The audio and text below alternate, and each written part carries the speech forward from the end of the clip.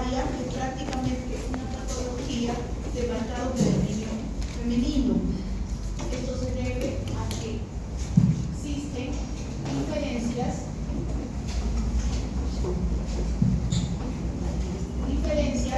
entre hombres y mujeres, ¿correcto?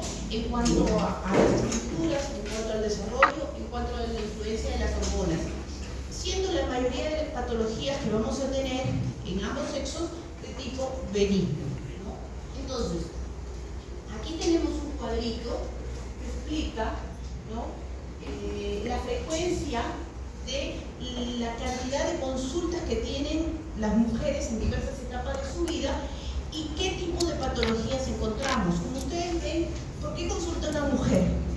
Con urgencia, sensación de dolor, hinchazón, dolor, entre otros, secreciones que puede tener por el pezón.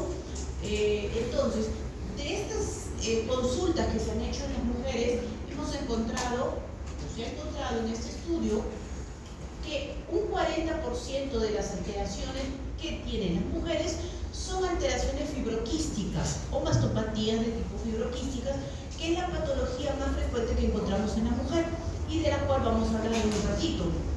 Un 30% de esas consultas no se ha encontrado una alteración específica que defina por qué la mujer tiene esas alteraciones, esos signos y síntomas. Un 13% diversas alteraciones de carácter benigno, un 7% fibroadenomas, que es el tumor más común que existe, y un 10% cáncer. Entonces, concluimos con esto que el 90% de la patología que tiene una mujer es una patología de tipo benigna.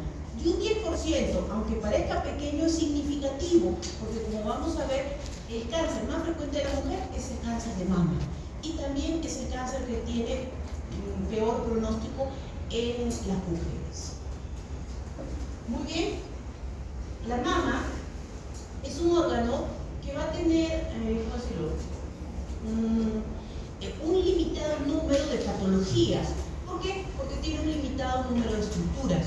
Ustedes acá ven un esquema de la mama para poder ver cómo es. Aquí nosotros tenemos el pezón, los conductos galactóforos y los senos galactóforos que comienzan a expandirse, a dilatarse, a profundizarse en el tejido mamario hasta llegar al conducto terminal o la unidad lobulillar, y está rodeado de un estroma, del estroma lobulillar, y el grueso del tejido de la mama viene a ser el estroma interlobulillar, que está formado más que todo por tejido graso. Como ustedes ven, posteriormente tenemos ya el músculo pectoral y la pared costal y las costillas, ¿no?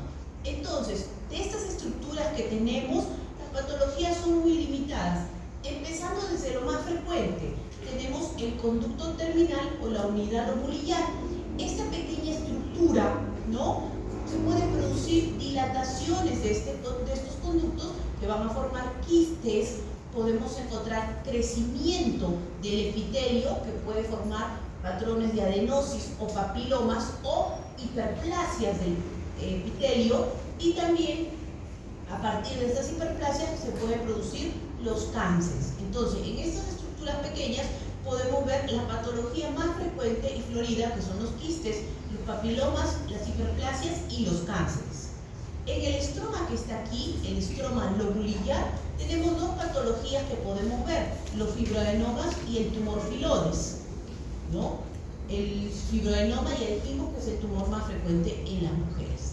En los conductos grandes y senos galactóforos podemos ver que se pueden quedar adheridas sustancias, secreciones, ¿no?, las cuales pueden obstruir estos conductos, produciendo cuadros de ectasia total, abscesos de manera subareolar, papiloma por el crecimiento del epitelio dentro de este conducto, y la enfermedad de Paget, que es también un cáncer que se puede dar a nivel del pezón. Y del estroma interlobulillar, que es este tejido graso, podemos encontrar en menor orden de frecuencia la necrosis grasa, los lipomas, los tumores fibrosos, fibromatosis y sarcomas, que son raros y poco frecuentes en las mujeres. Entonces, como ustedes ven, el patrón que tenemos y la cantidad de patologías que tenemos en la mama es bastante limitado. Y la gran mayoría corresponden a patología de tipo benigno. Entonces es la más común, es la más importante porque representa el 90%, tiene un amplio margen en las mujeres porque aparece desde mujeres muy jóvenes, desde la segunda década de la vida hasta la cuarta, quinta década de la vida. No significa que hasta aquí vamos a encontrar patología benigna, sino que es más frecuente. A partir de la sexta década de la vida, lo que más prima son patologías malignas, ¿no? Y el espectro de entidades benignas que afectan la mama es limitado.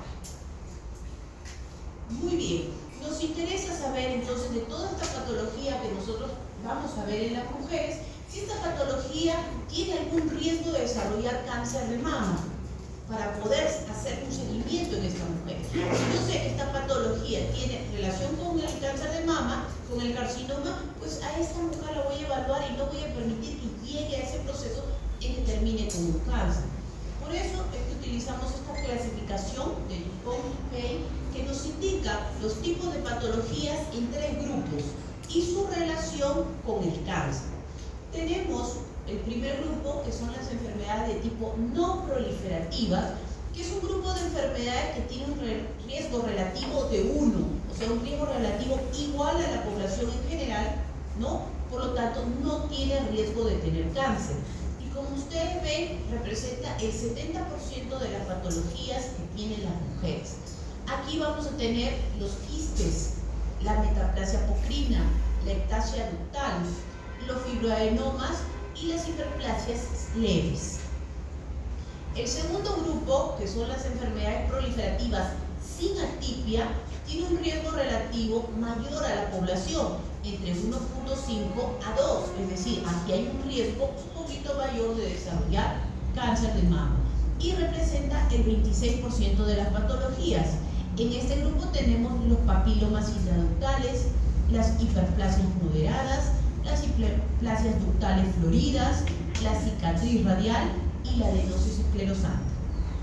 Y en el tercer grupo tenemos a las enfermedades proliferativas con atipia, que como ustedes ven tiene un riesgo relativo ya superior a 4.5 y a 5 por encima de la población en general y tan solo representa el 4% de las patologías de mama.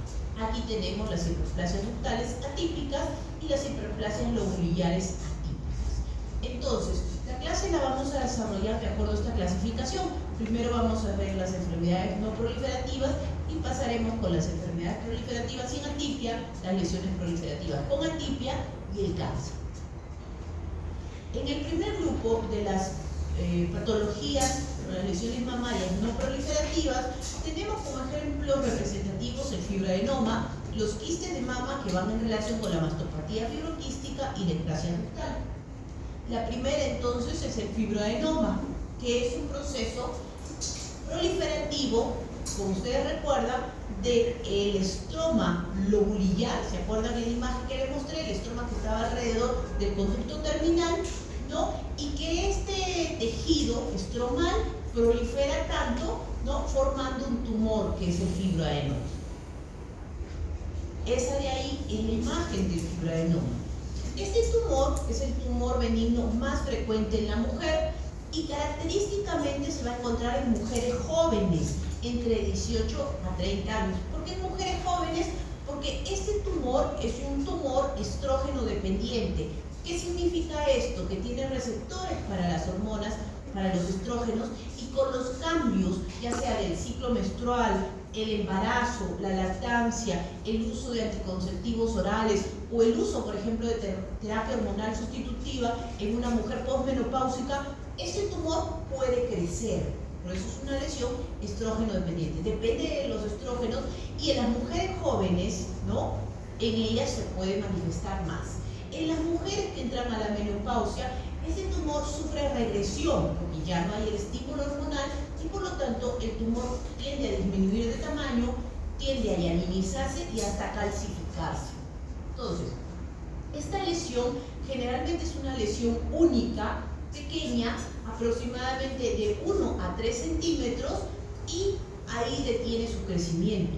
Es una lesión bien delimitada, incluso la mujer al examen, al autoexamen puede palpar el tumor, generalmente se encuentra en el cuadrante superoexterno, que es la zona más fácil de palpar en la mujer, y se reconoce. Es un tumor que no está adherido a planos profundos, se moviliza, bien delimitado, como ustedes lo pueden ver ahí, ¿no? Y generalmente suele ser único, en el 90%. Hay algunas mujeres que pueden tener más de un fibroadenoma, en pocos casos. Muy bien, entonces este tumor bien delimitado, como ustedes ven aquí han hecho un corte en la piel, han jalado el tejido graso y miren cómo el tumor se ve totalmente como una superficie lisa, blanco nacarado, ¿no? Que parece que estuviera pelándolo y sale completamente, ¿no? Porque no está adherido al tejido profundo. Muy bien, este tumor se llama fibroadenoma porque tiene dos componentes. Un componente que le da el nombre de fibroma, que es el tejido conjuntivo, que es un tejido celular, mixoide, y que atrapa al tejido epitelial, que le da el nombre de adenoma, que se ha formado en estructuras ductales, conductos y en todo el epitelio que lo tiene. La imagen es esta. Aquí ustedes ven las estructuras, ¿no? Los conductos que se encuentran tapizados de dos capas de células, una interna y otra externa, y que el tejido estromal conectivo, el tejido ha proliferado este estroma lobulillar en exceso y ha atrapado a estos conductos, produciendo que estos tomen formas caprichosas, como conductos alargados, como estructuras lineales, entre otros. Si ustedes ven, el tumor es bastante delimitado, porque el tejido conectivo ha crecido, atrapado a estas estructuras del conducto y prácticamente ha formado un tumor. Por lo cual, en el tumor que ustedes van a ver, no hay presencia de tejido graso, ¿correcto? Hay ausencia de tejido graso. Hay variantes de este fibroadenoma, que son los tumores o los fibroadenomas pericanaliculares, en el cual el crecimiento estromal no es tan exagerado y por lo tanto ustedes ven que el epitelio que tapiza estos conductos, estas estructuras, puede no verse distorsionado y puede formar estructuras lineales, ¿no? Medias irregulares, con una luz un poco amplia, ¿correcto? Como lo pueden ver acá. O también podemos tener el fibroadenoma intracanalicular, en el que el crecimiento del tejido conectivo es tan severo que estas estructuras prácticamente ha obliterado la luz y no nos permite verla de manera correcta, ¿no? Ha quedado como una estructura lineal, ¿no? Como un cordón, porque el crecimiento del estroma ha sido muy exagerado. Ambos patrones, el pericanalicular y el intracanalicular, pueden coexistir en un tumor y no hay ningún riesgo de cáncer de que tenga uno u otro, ¿correcto? Sin embargo, hay algunos fibroadenomas que sí conllevan un mayor riesgo y tal vez clínicamente llamen la atención y tengan que ser extirpados. Normalmente un fibroadenoma, al no tener un riesgo de desarrollar cáncer, no tiene que ser operado, puede quedarse en la mujer. Pero, por ejemplo, hay variantes poco frecuentes, como el fibroadenoma juvenil o gigante, que es un fibroadenoma, como su nombre lo dice, en mujeres en la etapa de la pubertad, 13, 14, 15 años, y no es un tumor que se va a detener a los 2 o 3 centímetros, sino que puede crecer hasta 10, 12, 15 centímetros en una niñita que recién está formando estructura mamaria. Entonces, en estos tumores tiende a sacarse estos tumores porque es antiestético ver un tumor tan grande y bueno, también causa miedo de que podría ser. Sin embargo, no tienen riesgo de cáncer. Hay fibroadenomas también de tipo tubular, que en vez de tener estructuras ductales, tiene estructuras tubulares, o también el fibroadenoma de la lactancia, que como su nombre lo dice, es un fibroadenoma justo en esta etapa de la vida, en donde el tumor tiende a crecer debido al estímulo hormonal y puede llegar a tamaños bastante considerables de 10, 12, 15 centímetros. La segunda patología que vamos a ver es la mastopatía fibroquística. Aquí les puse una definición un poco antigua, pero es una definición que aún tiene vigencia, en la cual se dice que la mastopatía fibroquística es una condición en la cual hay quistes y nódulos palpables en la mama. y asociados a dolor, sensibilidad, turgencia, que va fluctuando con los cambios del ciclo menstrual y empeora progresivamente hasta la menopausia. ¿Cómo es esta patología? ¿Cómo es esta mastopatía fibroquística? La mastopatía fibroquística es en mujeres una década mayor que el fibroadenoma, es decir, la edad de aparición de esta patología es entre los 20 a 40 años. ¿Correcto? Primera característica, mujeres más mayores que las mujeres que tienen fibroadenoma. Segunda característica, esta patología es bilateral. Las dos mamas van a estar comprometidas. ¿Qué es lo que ocurre? El conducto terminal, la unidad lobular que vimos en el esquema primero, comienzan a dilatarse estas estructuras y a formar quistes. Quistes pequeños, quistes medianos y quistes muy grandes. Como ustedes ven acá, la mama normal y aquí la mama con los quistes, con la mastopatía fibroquística, comienza a deformarse, comienza a crecer, ¿no? Se siente turgente, se siente con mucha sensibilidad, duele y generalmente durante el ciclo menstrual estos síntomas empeoran. La mujer tiene mucho dolor, mucha sensibilidad, incluso algunos de estos quistes crecen mucho y muchos de ellas recurren a ir al médico para que se pinchen, se punsen estos quistes y se saque el contenido para aliviar un poco el dolor que tiene. ¿Correcto? La etiología de este quiste mamario es multicausal y se cree más que todo que tiene que ver con un estímulo estrogénico exagerado y permanente de la mama, aunque hay otros estudios que dicen que puede ser cuadros de hiperprolactinemia prolongados, retención hídrica, déficit de progesterona por dietas ricas en metilsalicina. La gran mayoría tiene que ver con este estímulo estrogénico, porque recordemos que se encuentra en mujeres todavía jóvenes, entre 20 a 40 años. Muy bien, entonces, los quistes de la mama se originan de la unidad terminal ductolobular. ¿Se acuerdan que les comenté que tenía dos capas de células, una interna, que son las células epiteliales intraluminales, y una externa que se llama capa miopitelial? Muy bien, en todas las mujeres no se va a encontrar las mismas alteraciones. Hay mujeres que van a desarrollar muchos quistes, ¿no? Y otras que van a desarrollar pocos quistes. Entonces, hay diversas alteraciones morfológicas en la mama. Para que sea una enfermedad fibroquística, tiene que tener tres componentes. Un componente, y el principal, es que tenga quistes. El segundo componente es que tenga fibrosis. Y el tercer componente es que tenga hiperplasia. Estos tres componentes juntos forman la enfermedad fibroquística. Hay mujeres en donde predominan los quistes, llamándose en ellas enfermedad fibroquística simple de mama. Hay mujeres en donde lo que predomina es la hiperplasia epitelial. La hiperplasia, o sea, el crecimiento de las células que cubren estos quistes, donde se llamará un cuadro de enfermedad fibroquística con hiperplasia. Y tendremos mujeres en donde lo que prima es el tejido fibroso y lo llamaremos adenosis esclerosante. Todas estas son variantes de la enfermedad fibroquística de mama, ¿no? Son patrones distintos. Pero básicamente lo que tenemos que ver es la formación de los quistes. Los quistes son estructuras redondas tapizadas por estas dos capas de células que hemos dicho, y dentro pueden contener secreciones mamarias, ¿no? Líquido, y por fuera tenemos tejido fibroso. Como les he dicho, también puede haber crecimiento del epitelio, y como es una enfermedad mal delimitada, en las láminas que ustedes vean van a ver tejido graso por ahí. No es que sea el tejido graso parte de la enfermedad, sino que es una enfermedad mal delimitada en donde los quistes aparecen por todos lados. Entonces, es una alteración fibroquística más frecuente, caracterizada por la dilatación de estos conductos y la formación de los quistes de diversos tamaños, mezclado con el estroma fibroso.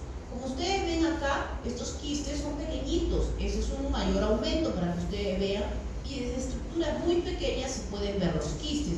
Incluso aquí se puede ver pequeñas calcificaciones del epitelio que también se pueden observar. Entonces, estos quistes pueden ser muy pequeños, microquistes de 1 a 3 milímetros, o macroquistes mayores de 3 milímetros. Como hemos dicho, es un trastorno multifocal, es decir, en una mama pueden haber en distintos cuadrantes, y es bilateral en las dos mamas, y es una lesión mal delimitada. Entonces, esta es la imagen de la mastopatía fibroquística para que ustedes puedan ver los quistes que hemos dicho con las secreciones y con las dos capas de células que se encuentran. Tenemos fibrosis, tenemos adenosis y tenemos metaplasia apocrina. Tenemos distintas características que tiene esta enfermedad fibroquística. Los quistes, que es lo esencial, ¿no?, que debemos ver, ¿no?, tapizado por las dos capas de células. Mientras el quiste sea más grande, el epitelio, las células epiteliales intraluminales que no tienen atipia tienden a aplanarse y formar un epitelio de aspecto aplanado y atrófico. No es que se transforme en un epitelio plano, sino que la presión que ejercen las secreciones y el estiramiento del conducto genera que se vea este epitelio más aplanado. Tenemos también la presencia de adenosis, que es la proliferación del número de acinos. O sea, en los conductos terminales se forman acinos por los lobulillos que van a comenzar a crecer y formar pequeñas masas apiladas que se llama adenosis. Tenemos también fibrosis y podemos tener inflamación. Estos cambios son cambios histológicos. También podemos ver que en el interior de los quistes el líquido que se acumula tiende a acumularse no por meses, sino hasta por años. Y estos quistes tienden a tornarse de un color medio turbio, verdoso, color café, que le da la tonalidad al quiste de un color medio azulado. Y ahí que clínicamente estos quistes, cuando se los ve, se les llama quistes azules, debido al color que se ve, ¿no?, del tejido. Por eso este líquido se puede punzar, se hace aspiraciones de estos líquidos para calmar un poco el dolor de la mujer y se saca este líquido turbio, verdoso, color café, ¿no?, de las secreciones ahí que se tienen. Una característica más que les dije era la metaplasia apocrina. ¿Qué es esto? El cambio del epitelio. Recuerden que había dos capas de células. Bueno, estas capas de células tienden a transformarse en otro tipo de células, que son unas células que parecen células ¿cómo se llama? Apocrinas, ¿no?, que básicamente son células mucho más grandes, con un citoplasma rojizo y que hacen proyecciones papilares como las que ustedes ven acá, o proyecciones o como deditos hacia la luz. Entonces, esta metaplasia apocrina es característica de esta patología y por lo tanto, cuando nosotros encontramos metaplasia apocrina, es un signo de enfermedad fibroquística de mama y también de que esta patología es benigna, ¿no? Entonces, metaplasia apocrina, mastopatía fibroquística, lesión benigna, ¿correcto? Entonces, ya no nos preocupamos de que esta persona pueda tener una patología maligna. Aquí también podemos ver la metaplasia apocrina. Miren cómo sus células son grandes, tienen un citoplasma rojizo, sus núcleos son redondos, ¿no? Y este crecimiento de las células comparadas con estas que son más pequeñas, por ejemplo, acá las pueden ver, ¿no? Esto de acá es la metaplasia apocrina. Entonces, característico de la enfermedad fibroquística de mama. La ectasia ductal es la siguiente patología que vamos a ver. Otra vez, la ectasia ductal se encuentra en mujeres mayores que las que tuvieron enfermedad fibroquística. ¿Recuerdan? Las mujeres que tenían enfermedad fibroquística, aquí en la ectasia ductal encontramos mujeres entre 40 a 60 años.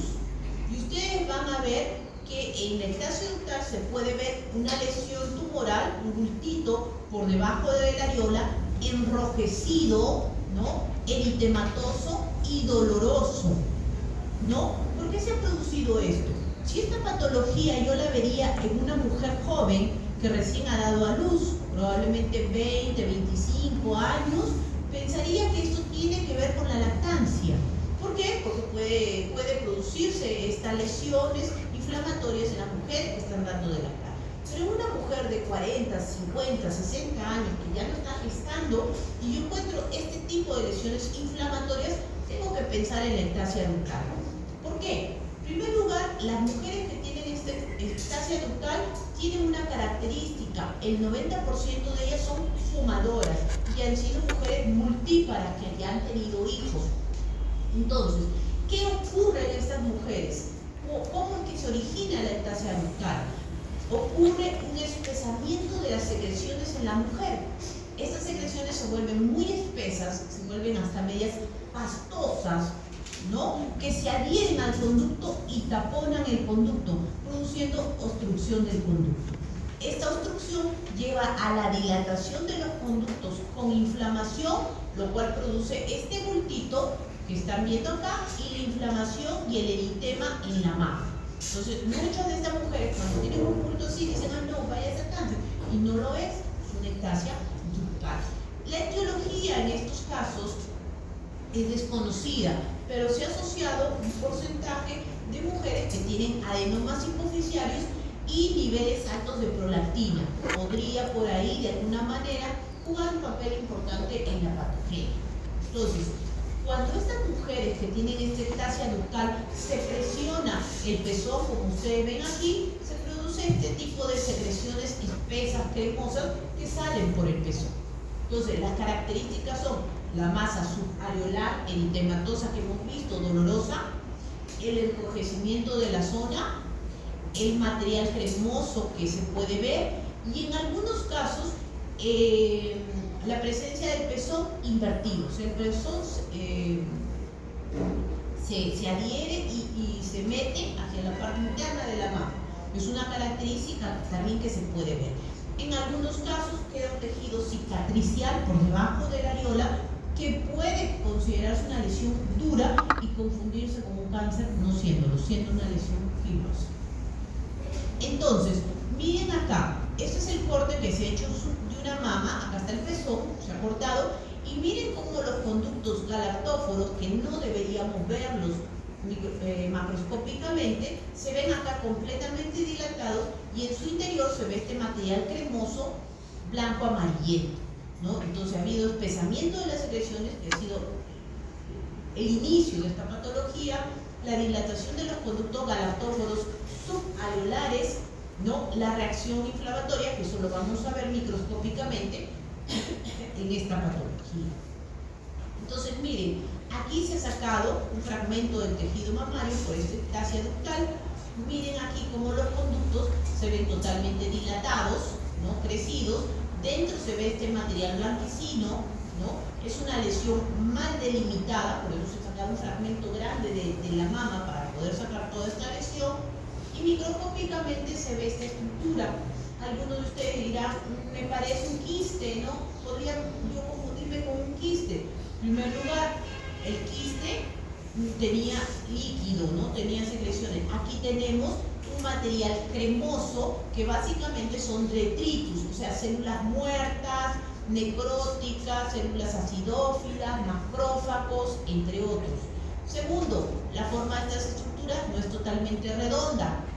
Tercero, el epitelio que recubre este conducto puede tener cambios.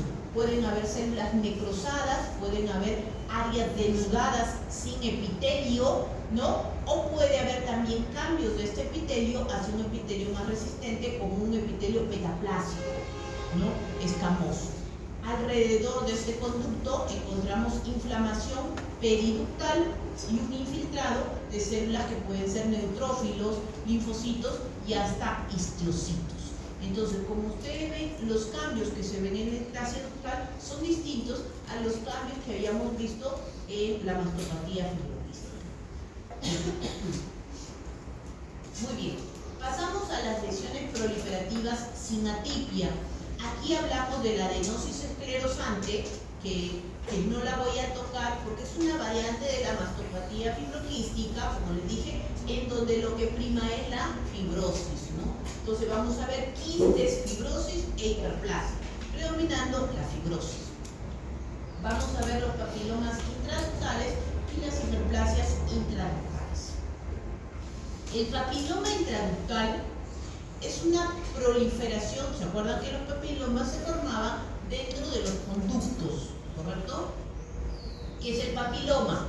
La proliferación de las células epiteliales que recubren el interior del conducto galactóforo comienzan a crecer y forman una pequeña tumoración exofítica dentro del conducto, en donde van a tener un punto de unión, un eje fibrovascular que lo une al epitelio. Para que me entiendan, así. Este es el conducto, ¿no? El conducto galactóforo, y miren cómo esta doble capa de células ha comenzado a proliferar y ha formado estas estructuras, ¿no? Este crecimiento de este tumorcito dentro del conducto compuesto por estas dos capas de células. Entonces, ese es el papiloma intraductal dentro del conducto. Estas lesiones papilares son frecuentes entre mujeres entre 30 y 50 años. ¿Cómo debutan estas mujeres? Con secreción serosa o, más común, sanguinolenta por el pezón. Como ustedes ven aquí, por el pezón está saliendo un material rojizo, hemorrágico, y la mujer que se encuentra en esta edad comprendida puede pensar que lo que tiene es un cáncer, porque aparece sangre y cualquiera le asusta. Se toca por debajo, por el alrededor de la areola, y va a encontrar un pequeño tumorcito que puede ser palpable, ¿no? Porque este tumor puede medir 1 centímetro por ahí y poder sentirse. Y puede producir en algunos casos hasta retracción del pezón. Entonces, con estos síntomas, la mujer va al médico por el miedo que puede tener que esto sea un cáncer, y se ve en un tumor, ¿no? Pequeño, subareolar, que está alrededor de 1 centímetro, muy cerca al conducto galactóforo, cerca del pezón. Se programa para una operación, porque recordemos que estas patologías proliferativas sin atipia tienen un riesgo mayor de relacionarse con el cáncer, por eso es que se saca, y se obtiene un tejido friable que se encuentra dentro del conducto, muy delicado, ¿no? Y nuestro conducto está dilatado, es decir, la luz del conducto ha crecido debido al crecimiento de este tumor.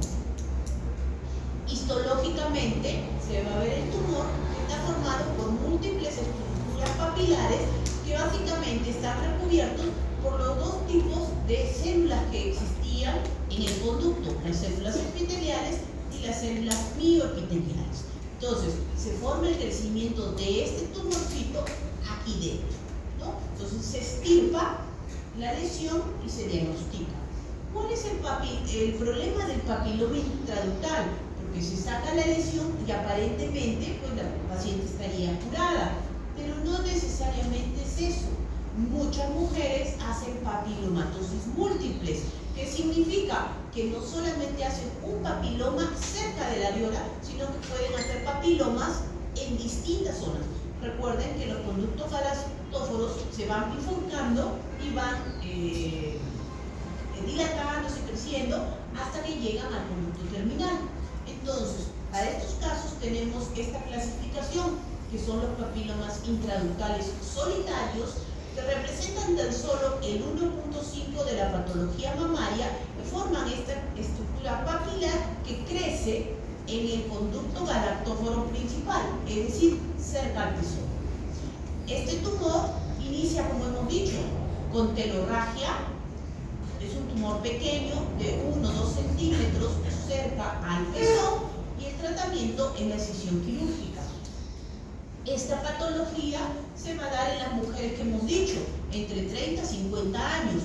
Pero las mujeres que tienen papilomatosis múltiple, es decir, que tienen múltiples papilomas de distintos tamaños en los conductos galactóforos periféricos, son mujeres mucho más jóvenes. Son mujeres entre los 20 a 40 años que van a tener este tipo de lesiones papiloma y que tienen compromiso de tipo bilateral, es decir, en ambas mamas.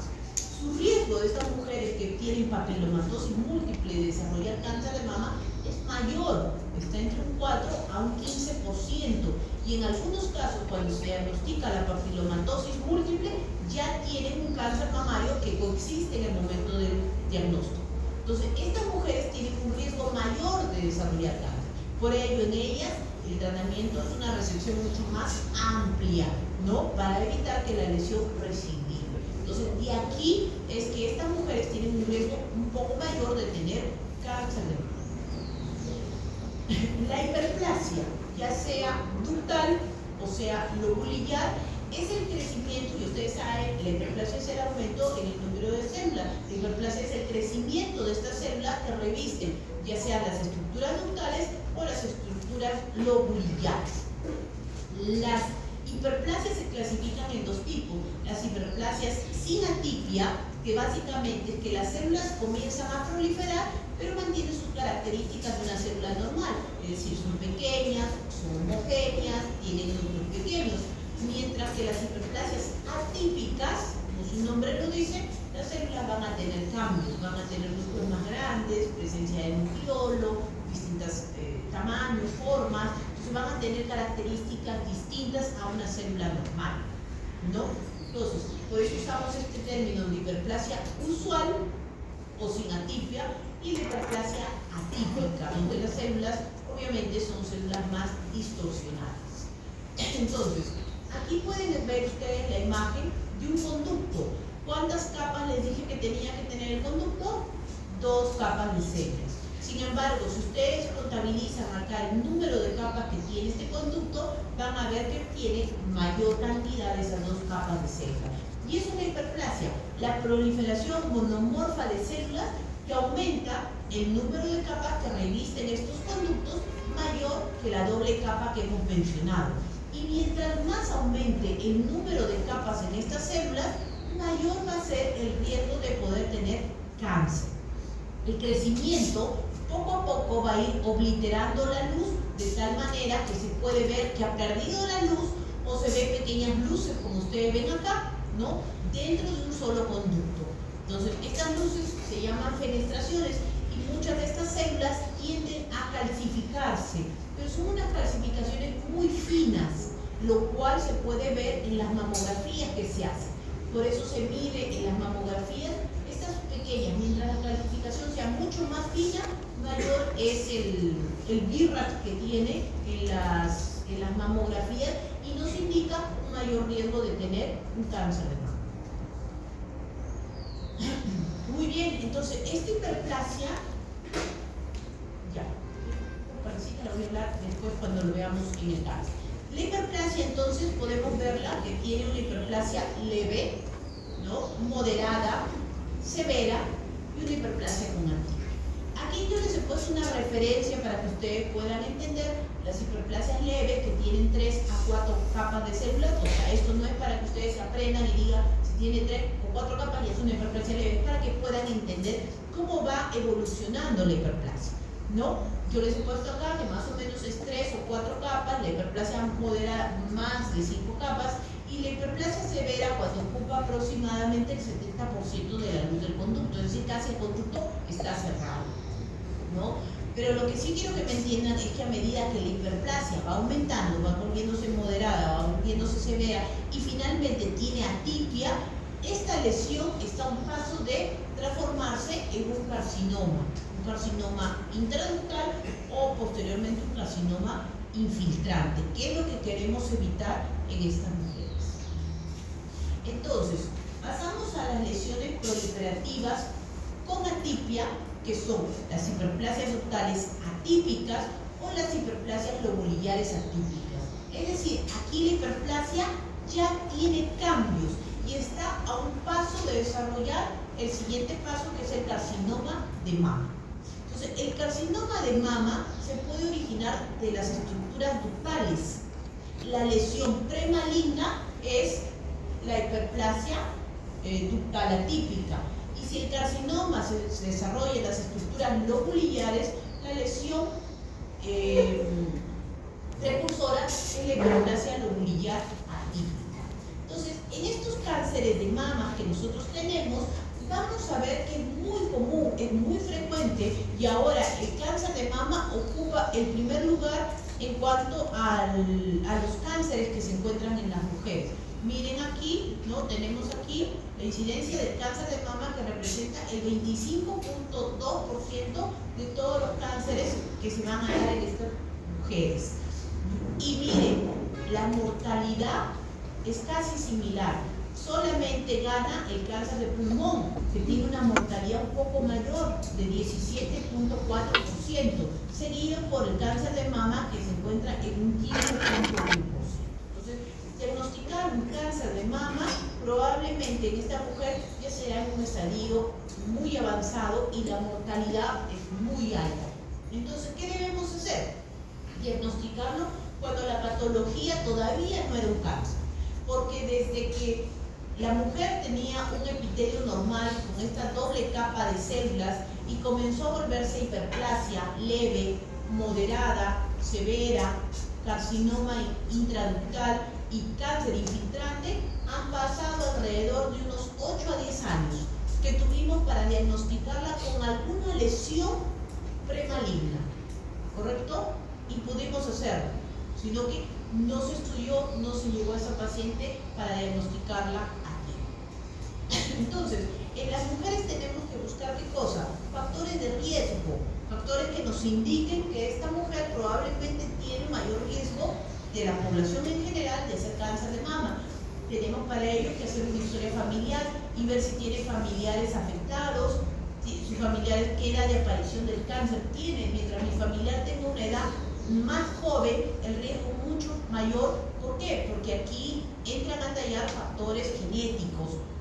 Si ha tenido cánceres bilaterales, si tiene alteraciones genéticas específicas como el BRCA1, el BRCA2 o alteraciones como el P53, ¿no? Que tienen que ver con otros tipos también de cánceres. Y ya factores que uno ya estudió como patologías mamarias previas. Recordemos que la hiperplasia ductal usual, o sea, la hiperplasia ductal sin atipia, tiene un riesgo de 2 veces sobre la población en general de llegar a ser un cáncer. La hiperplasia atípica tiene un riesgo de 5 veces de desarrollar cáncer. Una persona que tiene un carcinoma in situ tiene un riesgo de 10 veces más sobre la población en general de desarrollar cáncer. Entonces, todos estos factores son factores de riesgo en estas mujeres. Y uno de los factores de riesgo, ¿no? Justamente es ser mujer, ¿no? Porque el cáncer de mama en varones es muy raro.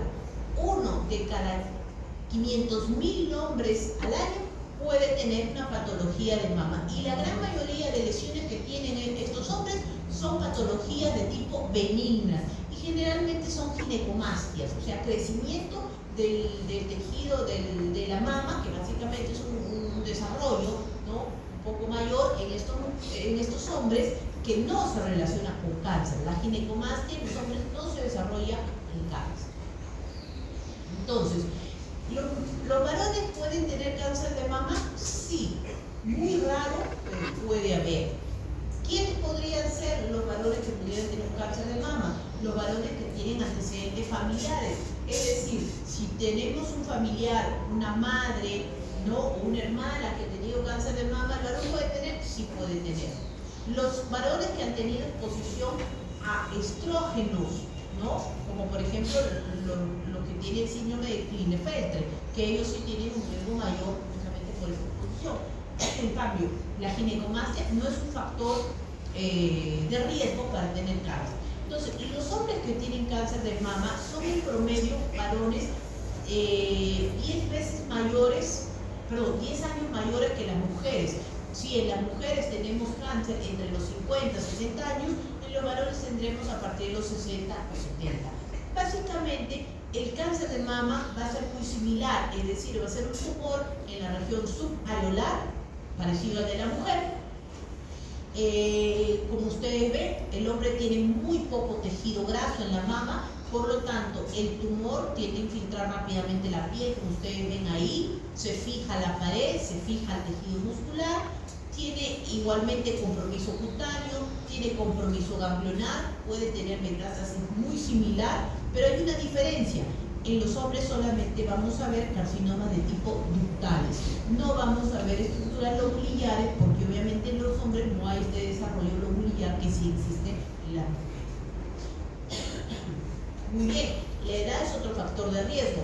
A medida que la mujer va aumentando en edad, el riesgo de cáncer de mama va aumentando. No es lo mismo evaluar, por ejemplo, una mujer de 40 años en que una de cada 77 mujeres que tienen un tumor va a tener un cáncer de mama, a compararlo con una mujer de 60 años, que será una de cada 36. Y si yo evalúo una mujer de 90 años, será una de cada 9. Es decir, a medida que la edad aumenta, el riesgo de cáncer de mama también aumenta en las mujeres. Entonces, el factor de riesgo, la edad. La raza también es un factor de riesgo. Las mujeres norteamericanas de raza blanca tienen un riesgo mayor, un 14% de tener cáncer de mama, comparado, por ejemplo, con las mujeres de raza negra, que tienen más o menos un 10.2%. Y si lo comparamos con las mujeres asiáticas, que tienen un riesgo mucho menor. Sin embargo, las mujeres de raza negra tienen un peor pronóstico de cáncer de mama. ¿Por qué? Uno, porque tienen diagnósticos más tardíos, es decir, el cáncer se diagnostica más tardíamente en ellos en estados más avanzados, ya con metástasis, con compromiso ganglionar, porque tienen menos recursos y también tienen menos llegada a los centros de salud. Segundo, porque en la raza afroamericana vamos a encontrar que también existen factores genéticos que vamos a ver posteriormente, como por ejemplo BRCA1, BRCA2 en ellas, y cánceres mucho más agresivos. Entonces, la raza también influye en esas mujeres. Los antecedentes familiares, es decir, tener un familiar afectado de primer grado, es decir, un hijo, un padre o un hermano con cáncer de mama, genera un riesgo relativo mucho mayor de tener cáncer de mama, ¿correcto? De 2.1 sobre la población en general. Pero si mi familiar afectado, por ejemplo, fuera mayor de 50 años, por ejemplo, una madre, nuestro riesgo sería 1.8. Pero si mi familiar, por ejemplo, fuera más joven afectado, de 30 a 39 años, mi riesgo relativo es de 3.28. Entonces, mientras mi familiar sea más joven, mi riesgo es mucho mayor. Igual también influyen los familiares en segundo grado, tíos, sobrinos, nietos, abuelos, también tienen un riesgo un poco mayor, alrededor de 1.5 de riesgo relativo de desarrollar cáncer de mama. Y otros factores ya que tienen que ver con el estímulo hormonal, ¿no? Por ejemplo, la menarquia precoz. Mientras la mujer es más joven, al momento de menstruar, mayor será su riesgo de tener un cáncer de mama, porque va a tener un tiempo más prolongado en que su cuerpo tenga estímulo hormonal. Entonces, el riesgo disminuye alrededor de un 20% por cada año que se retrasa la menarquia. Lo mismo ocurre con la menopausia tardía. Entonces, mientras la menopausia sea más tardía, ¿no? Habrá una mayor exposición a estrógeno. Si la menopausia ocurre antes de los 45 años, por ejemplo, mi riesgo relativo disminuye a la mitad. Si mi menopausia es después de los 55 años, mi riesgo relativo aumenta. Igual, por ejemplo, las personas, lo mismo ocurre con la administración de estrógenos, ya sean mujeres premenopáusicas, por ejemplo, que utilizan anticonceptivos orales, ¿no? Por periodos obviamente largos, de 10 años, o mujeres posmenopáusicas que utilizan terapia hormonal sustitutiva por 10 años o más. Y las personas que han tenido abortos espontáneos, inducidos, abortos en el primer trimestre, ocurridos antes del primer embarazo, también tienen un mayor riesgo por el estímulo hormonal. Muy bien, estos son los síntomas que tenemos en el cáncer de mama. Tenemos síntomas como retracción del pezón, secreción por el pezón, bulto en la axila, hinchazón en la mama, en una parte o de toda la mama, hoyuelos en la piel como la piel de naranja, dolor en la mama o irritación, inflamación en la piel. Cuando esperamos encontrar todos estos síntomas o alguno de ellos para diagnosticar el signo de cáncer, entonces probablemente la mujer ya tenga un cáncer avanzado. Nosotros debemos diagnosticarlo antes de que llegue a este punto. Y aquí entran factores de la etiología, de la patogenia de este cáncer. Muchos de los cánceres se ha buscado, se ha estudiado factores genéticos para tratar de con esto llegar a diagnosticarlo más tempranamente. Desgraciadamente, la gran mayoría de ellos son cánceres esporádicos, es decir, la mujer no tiene ningún antecedente familiar para tener cáncer. Entonces, a lo largo de su vida hay algún gen adquirido, mutado que ha obtenido y que ha producido el cáncer. Los cánceres esporádicos representan el 70 al 80% de todos los cánceres. Los cánceres familiares, esos que buscamos que haya un antecedente de un padre, de una hermana, de un abuelo, de alguien que haya tenido cáncer, si bien tienen factores o antecedentes familiares no se atribuyen a la mutación de un solo gen y por lo tanto contribuyen en ello muchos genes, lo que se llama la herencia poligénica o multifactorial, y representa un 15 a un 20%. Y solamente un 5 o un 10% son los cánceres hereditarios, que se debe a la mutación de una línea germinal de un solo gen, ¿no? Y aquí están las mutaciones que actualmente a la fecha se estudian más, que es el BRCA1 y el BRCA2, ¿no? El BRCA1 es un gen que está localizado en el cromosoma 17 y que es una mutación que se transmite con un patrón autosómico dominante, es decir, uno solo de los padres lo puede heredar a sus hijos y el hijo adquiere este BRCA1. Este gen, ¿qué va a producir? Es un gen, un supresor hormonal que va a generar un riesgo mayor de cáncer de mama, un 70% de riesgo hasta los 80 años, y que va a asociarse a cánceres de mama en mujeres más jóvenes, es decir, alrededor de los 40, 50 años. Y esas mujeres que van a tener cánceres mucho más agresivos, mucho más mortales, porque van a tener crecimiento mayor. No solamente se va a relacionar al cáncer de mama, es decir, mi único riesgo es cáncer de mama, no, también se relaciona al cáncer de ovario, al cáncer de próstata en los hombres o al cáncer de colon. Obviamente su mayor riesgo es el cáncer de mama, pero también se asocia a otros tipos de cánceres. El otro que encontramos es el BRCA2, que también es transmitido igualmente por un patrón autosómico dominante. Este gen se localiza en el cromosoma 13 y también se va a encontrar en mujeres jóvenes. La edad de inicio es alrededor de los 50 años, un poquito mayor que los que tienen BRCA1. Se asocia también al cáncer de mama, en este caso, también en los varones, cáncer de mama, cáncer de ovario, cáncer de próstata, vejiga y páncreas. Entonces, las personas que tienen este gen tienen un riesgo mayor de desarrollar cáncer de mama y hemos dicho un cáncer de mama mucho más agresivo. En un ratito voy a ponerles un ejemplo para que puedan ver ahí qué tipo de alteraciones microscópicas vamos a ver en los cánceres que tienen relacionados a este gen. Muy bien, pasamos a la clasificación de la WHO de los tumores. Esta clasificación es una clasificación bastante extensa y ve características microscópicas de los cánceres, ¿no? Y va a diagnosticar los cánceres en distintos tipos, los carcinomas ductales, ¿no? Con sus variantes, ¿no? Pleomórficos, osteoclásticos, melanocíticos, carcinomas tubulares, carcinomas medulares, carcinomas mucinosos, neuroendocrinos de tipo papilar, micropapilar, apocrinos, metaplásicos. Si ustedes ven, la lista es bastante larga de estos tipos de cánceres y no terminaríamos de explicar en una sola clase todos estos cánceres. Y la gran mayoría de estos cánceres son poco frecuentes. Entonces, si bien les explico aquí que hay una lista de todos estos cánceres y la pongo aquí para que ustedes la puedan ver, nuestra clase se va a reducir esta clasificación a unos términos que ustedes comprendan mejor. Nosotros vamos a clasificar los cánceres en dos tipos de cánceres.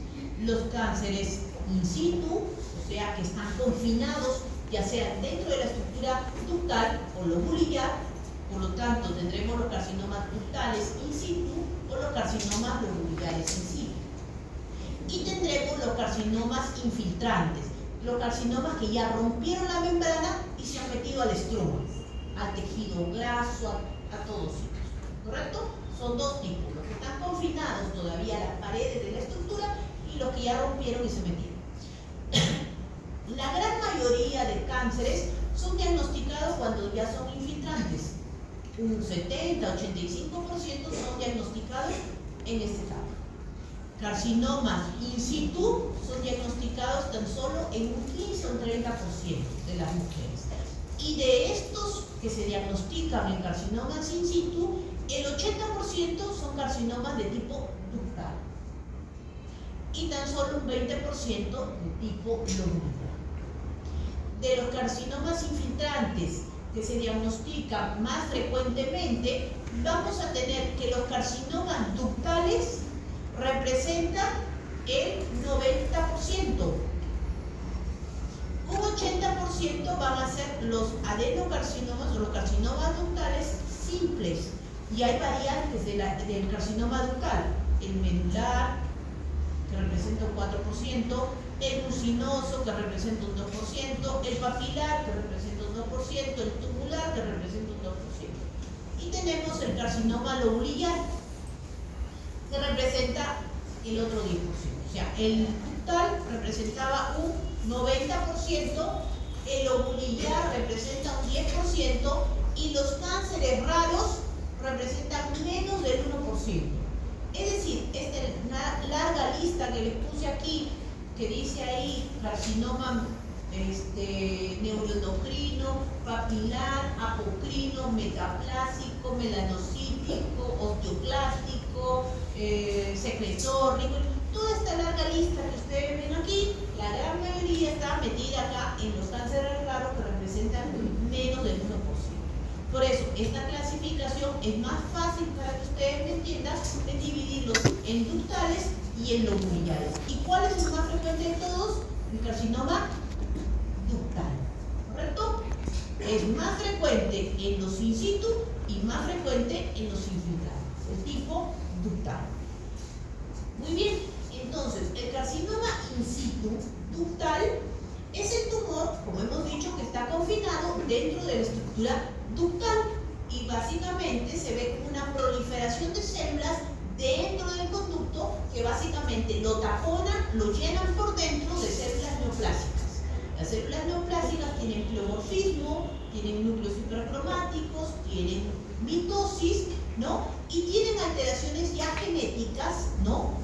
Que van a estar en este tipo de células y que finalmente van a poder romper. Para que me puedan entender, la imagen es lo más importante. Aquí vemos el carcinoma ductal y miren cómo el carcinoma ductal, las células, que al principio les dije que normalmente teníamos una doble capa de células, aquí ustedes ven que tiene múltiples capas de células. En el caso, por ejemplo, del tipo comedocarcinoma, han crecido las capas de las células y en la parte interna tiene necrosis de las células tumorales. El cribiforme, que es como un colador, para que ustedes lo puedan ver acá, las células han crecido tanto, pero se han formado fenestraciones o luces que le dan esta forma como un colador. El patrón sólido, en el cual nuestro conducto está totalmente lleno de células tumorales.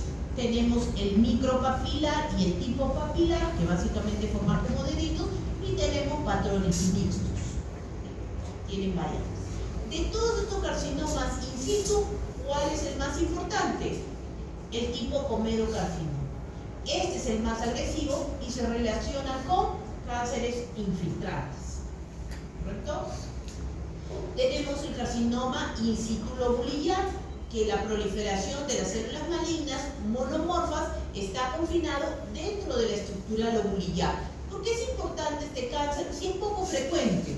Aquí lo topo si no es tan frecuente. El más frecuente y el más importante es el ductal. Hay una clave en eso. ¿Cuál es? El carcinoma in situ lobulillar y el carcinoma lobulillar infiltrante da en mujeres jóvenes, antes de la menopausia. Y la importancia es que es bilateral en algunos casos y multifocal. Quiere decir que si yo encuentro un lobulillar, tengo que comenzar a buscar en la mama, porque puede haber en otros cuadrantes de la mama o puede haber en la mama contralateral. Entonces la importancia del lobulillar es esta. ¿Correcto? También hay alteraciones genéticas, pero la más importante es la pérdida del CDH1, que codifica la E-caderina. ¿Qué significa esto? Esta proteína se encarga de la adherencia celular, que las células estén unidas. Y al perder esta proteína va a hacer que las células se suelten y tengan una imagen característica que se llama en fila india, que la vamos a ver en un ratito. Los carcinomas in situ lobulillares tienen sobreexpresión del HER2, que es un factor genético que hace que estas células sean mucho más agresivas. Por lo tanto, los que tienen carcinoma in situ lobulillar van a desarrollar cáncer invasivo en alrededor de un 25%. Acá tenemos el carcinoma lobulillar, que está confinado dentro de la estructura lobulillar, ¿correcto? Entonces no ha roto las membranas, se ha quedado ahí, es el carcinoma in situ lobulillar. Carcinoma ductal infiltrante, el más frecuente de todos, representaba el 90%.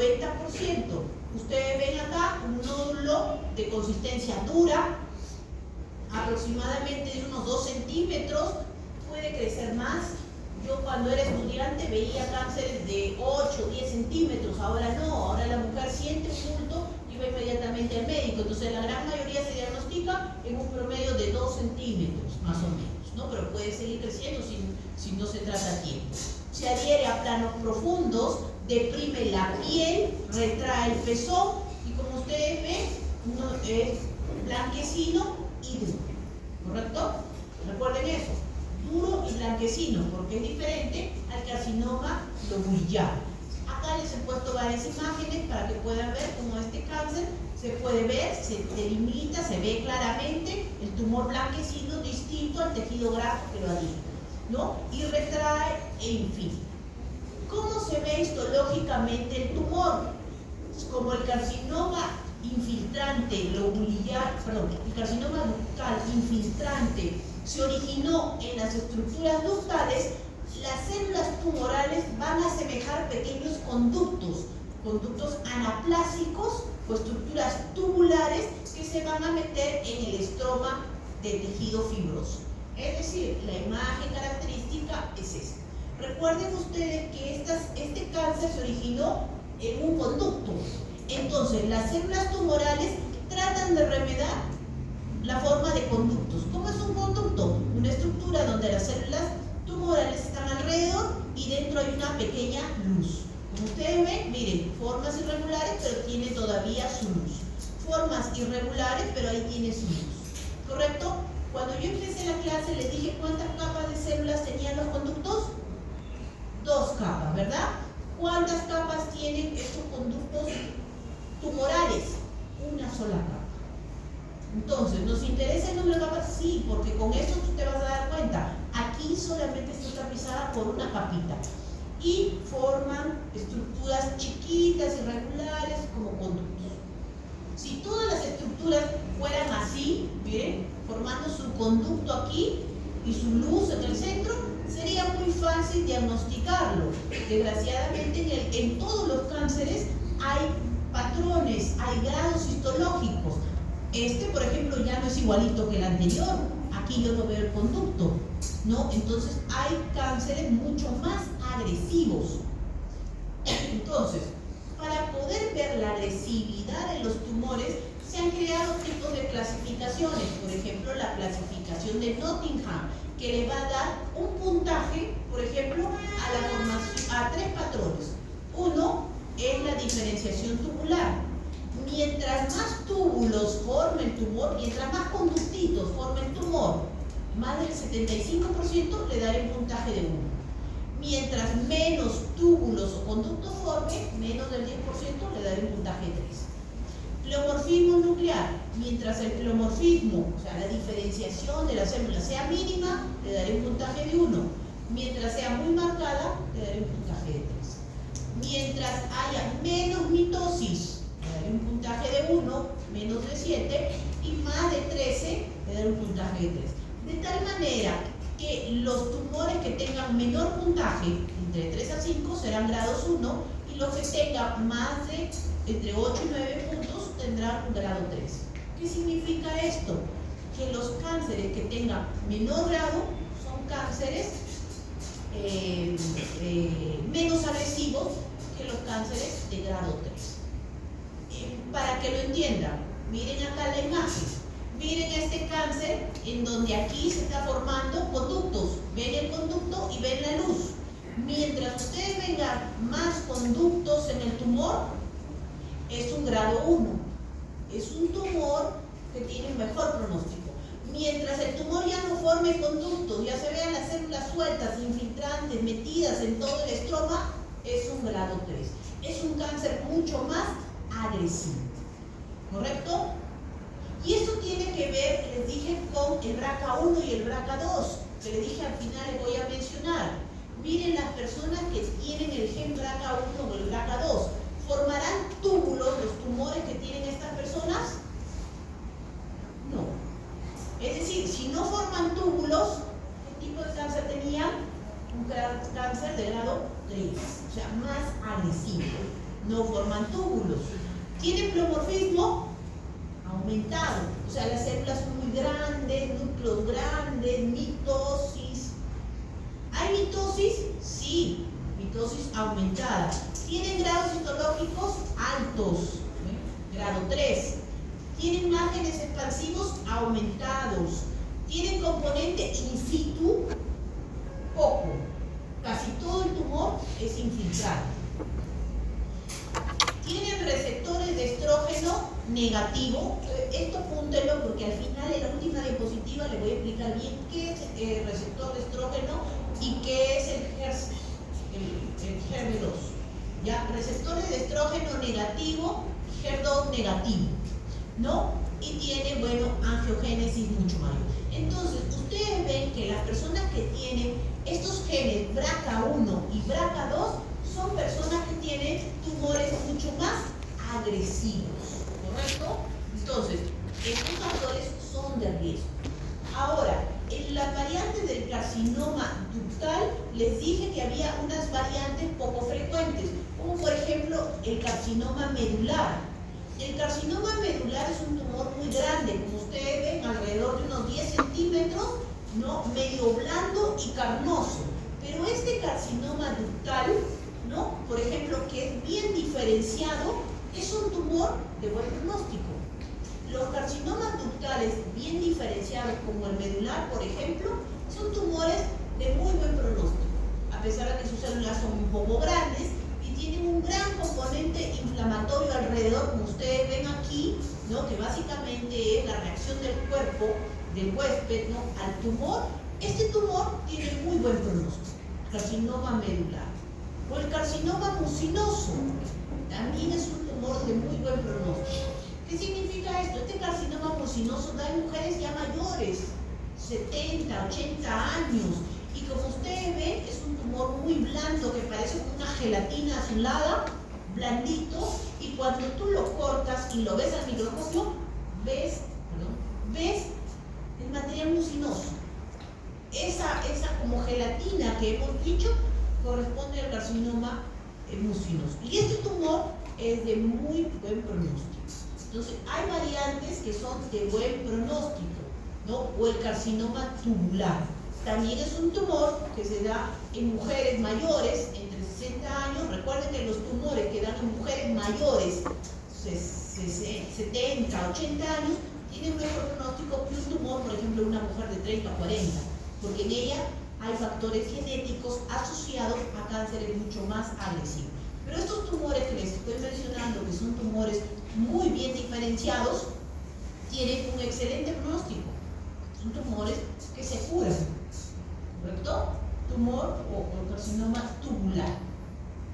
Terminamos con el carcinoma lobulillar. Les dije que el carcinoma lobulillar era poco frecuente, entre un 5 a 10% de los carcinomas de mama, y tenía interés, ¿por qué? Porque podía ser bilateral, o sea, estar en las dos mamas en un 20%, y multicéntrico, encontrarse en varios cuadrantes en la mujer. Y les dije que acá había un factor muy importante, porque había la pérdida de la E-caderina, ¿se acuerdan? Que era un factor que permitía que las células estén unidas. Estos carcinomas de tipo lobulillar son tumores no bien definidos. Si ustedes recuerdan el carcinoma ductal, les dije que se veía blanquito, duro y bien delimitadito, lo podían reconocer. En el carcinoma que ustedes están viendo lobulillar acá, es difícil reconocer. ¿Será este el tumor? ¿Será esto de aquí?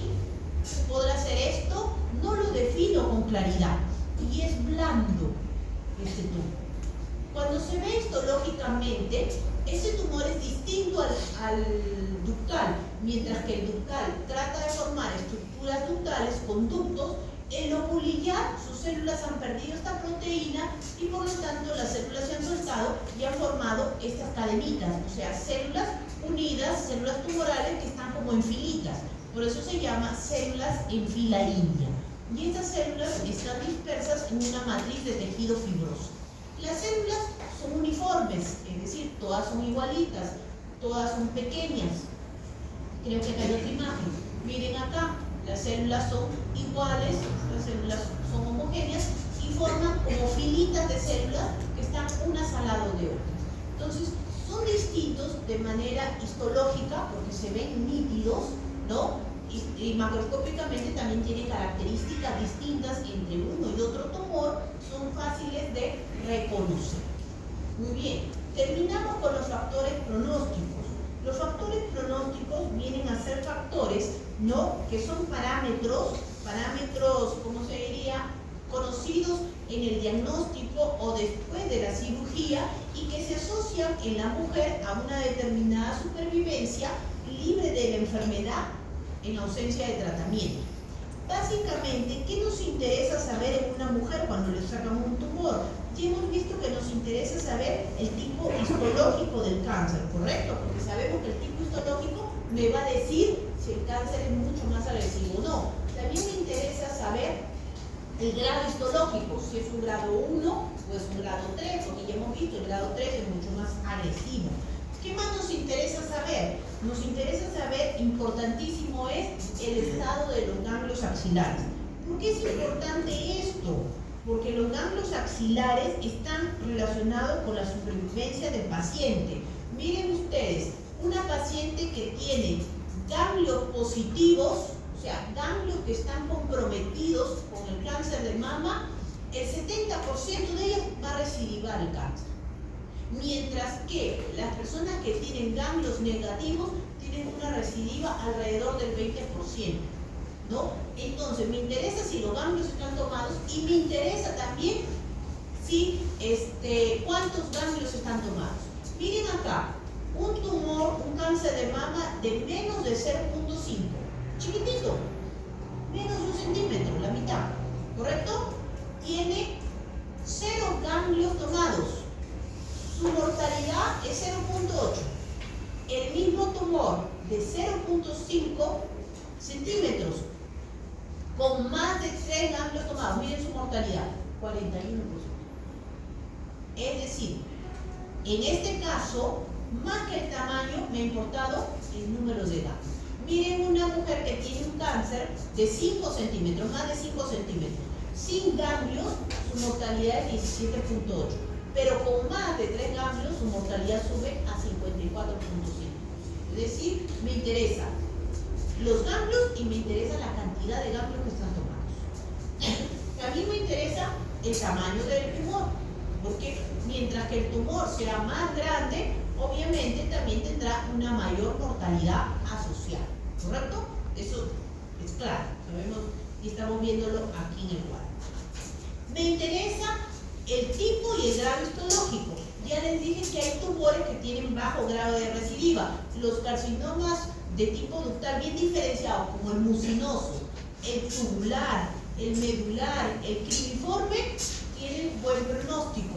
Pero hay otras neoplasias agresivas, poco diferenciadas. ¿Recuerdan que les dije que había un 1% de cánceres, mejor dicho, menos del 1%, que eran los anillos de sello, los carcinomas infiltrantes, los sarcomatoides, los osteoclásticos? Todos esos tumores poco diferenciados son neoplasias agresivas, entonces tienen mal pronóstico.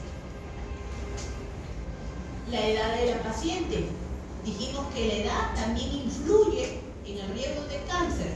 Mientras la mujer sea mayor, en algunos libros dicen mayor de 40, en otros dicen mayor de 35, tiene un menor riesgo a tener un cáncer más joven.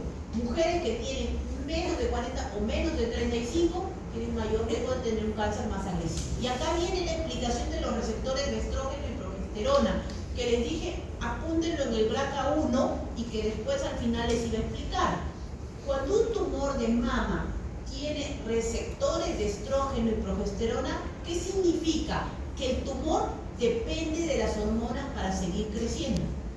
Un cáncer de mama que creció a partir de estas células ductales y que conserva los receptores de estrógeno y progesterona va a crecer de acuerdo a las hormonas. Si yo utilizo un medicamento que bloquee el estímulo hormonal, el tumor va a comenzar a disminuir de tamaño. Va a tener un mejor pronóstico porque este tumor depende de las hormonas. Entonces, cuando yo tengo un tumor que tiene receptores de estrógeno y progesterona positivo, significa que tiene buen pronóstico. Mientras que un tumor que tiene receptores de estrógeno y progesterona negativo, tiene mal pronóstico porque ese tumor no depende de las hormonas. Crece de manera imparable y no sabemos qué lo estimula. ¿Me dejo entender? Los pacientes que tienen BRCA1 y BRCA2 tienen tumores con receptores de estrógeno y progesterona negativos. Por eso son tumores mucho más agresivos. ¿Correcto? No se olviden de eso, ¿ah? Y el HER2. El HER2 es un gen amplificado o sobreexpresado que se encuentra en los cánceres de mama. Se ha visto que este HER2 se relaciona ¿a qué? A tumores o a células tumorales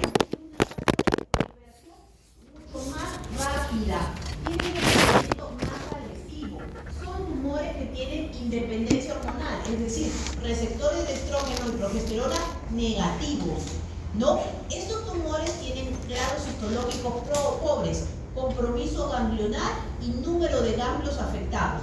Por lo tanto, los tumores de cáncer de mama que tienen HER2 positivo tienen mal pronóstico porque tienen tumores mucho más agresivos. ¿Correcto? Recuerden eso también. Muy bien, terminamos con dos diapositivas, esta y otra, para poder terminar.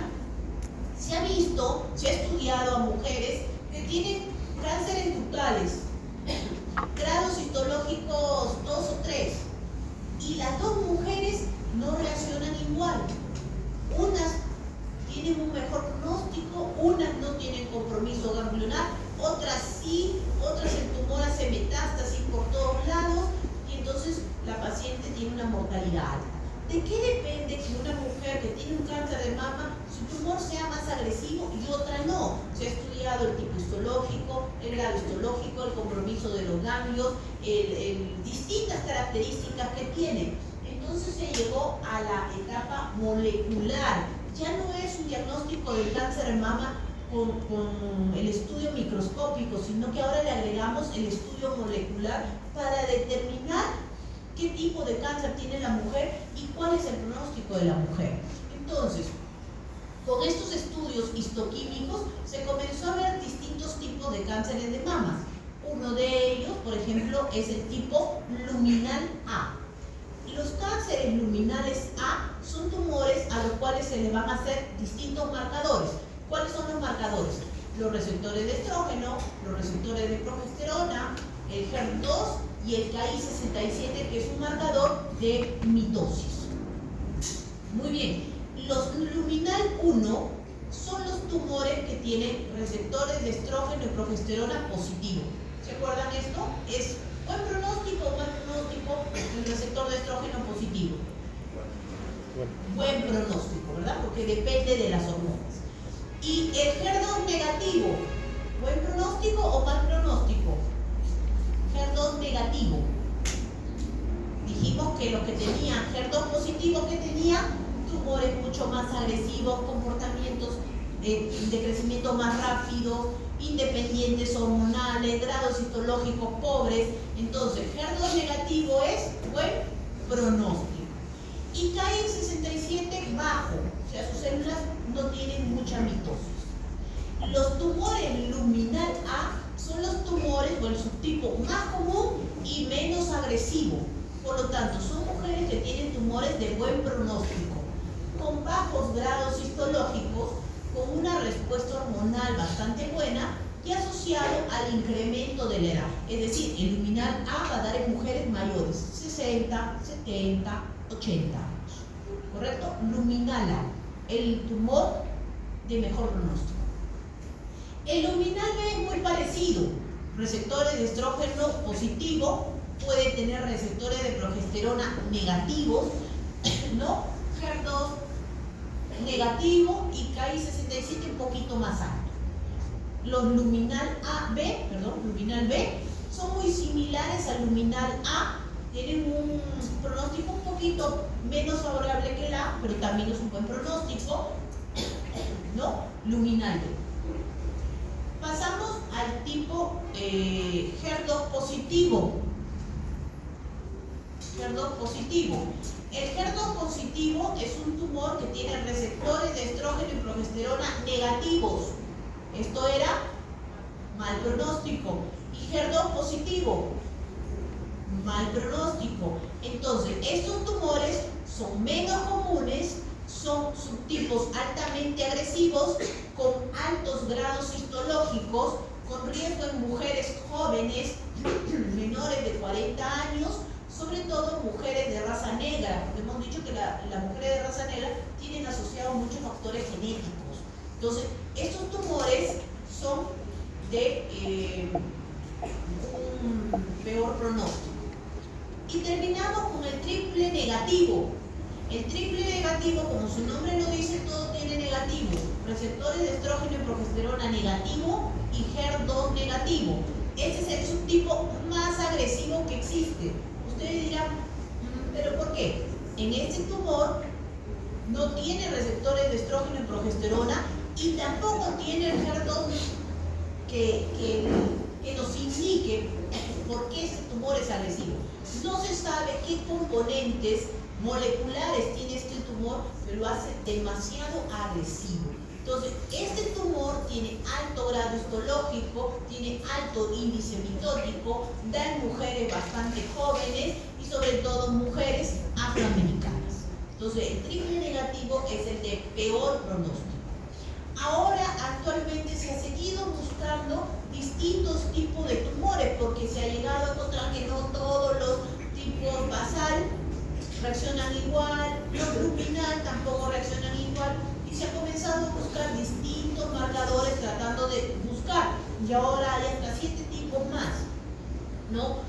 Les dejo esto porque ya no quiero entrar más en explicar esto porque nos vamos a ir dividiendo y no vamos a terminar nunca de dividir. Solamente para que lo sepan, porque capaz lo encuentran en un libro y dicen, pero hay más subtipos. Sí, ahora se han buscado otros receptores de citoqueratinas para poder buscar esas diferencias entre las mujeres. Pero quedémonos con esta clasificación hasta aquí de los 4 tipos, ¿no?, moleculares que son los más importantes. ¿Correcto? Aquí nos quedamos. Entonces, y esta es la última diapositiva. El luminal A y luminal B son mujeres que se diagnostican en grados histológicos bajos, como ustedes ven aquí, grados histológicos bajos. Y en ellas se utiliza, por ejemplo, el tamoxifeno, que es un inhibidor o un bloqueador del estímulo hormonal, y en ellos obtenemos una muy buena respuesta. Los HER2 positivos se diagnostican más que todos en grados histológicos altos, en grado histológico 3, y en ellos se utiliza trastuzumab, que es un bloqueador del HER2, o sea, es un tratamiento ya molecular dirigido a estas células que tienen el HER2 positivo, obteniéndose en ellos una respuesta moderada. Y los triple negativos que se diagnostican en estadios muy avanzados. Aquí no puedo usar ni tamoxifeno porque no tiene receptores de estrógenos positivos, ni trastuzumab porque no tiene HER2 positivo. En ellos se utiliza más que todo quimioterapia, ¿no? Su pronóstico, desgraciadamente, en estas pacientes es malo, ¿no? Entonces, no esperemos llegar a que la paciente llegue a este punto final del cáncer de mama para recién actuar. Hay que actuar durante toda esta etapa que pudimos encontrar y diagnosticar un papiloma, una hiperplasia, una ectasia, cualquier patología previa a llegar allá.